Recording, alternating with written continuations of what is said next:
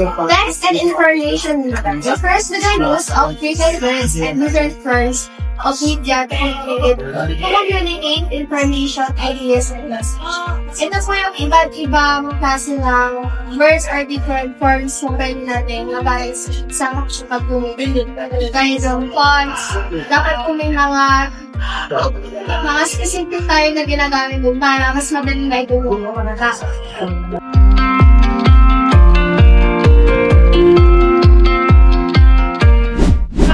Format text is commonly used in reports, research, research papers, business letters, and official documents. Informal text is commonly used in text messages, social media posts, and conversation papers.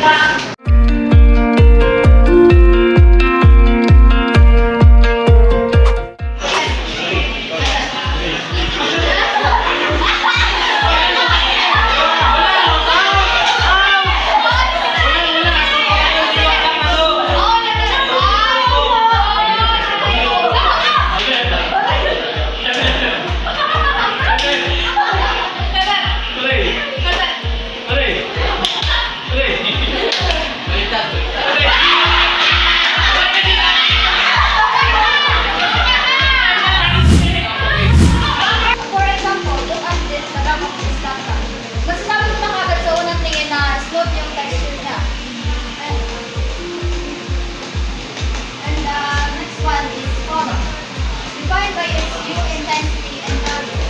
Color attracts attention, expresses emotions, and communication meaning.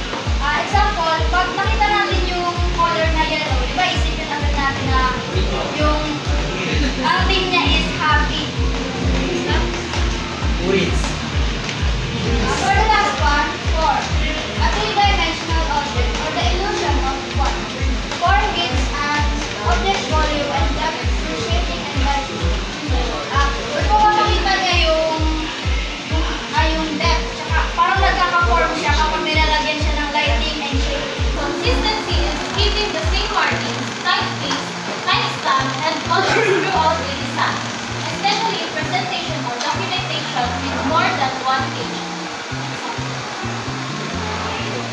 So, ang example dito is, you can see the consistency in this picture.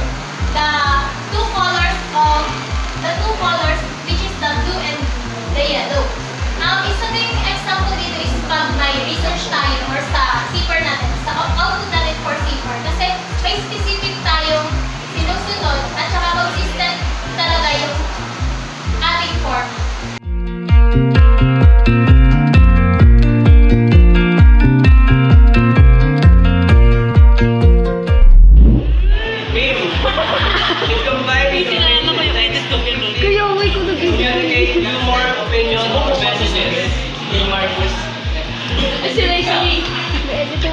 Graph and chart.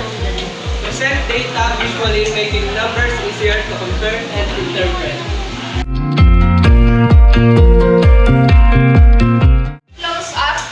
Ito ginagamit siya. Pwede siyang sa mata, pwedeng sa bibig, or sa any parts ng features ng iyong mukha.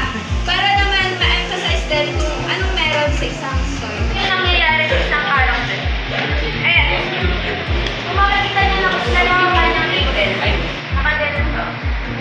Nakakatuwa yung unang activity, pero sana ay kayo ay nakiiwas na din para kayo ay mabuhayan din ang dugo. Kasi may mga part na hindi kumikilos. So yun lang naman.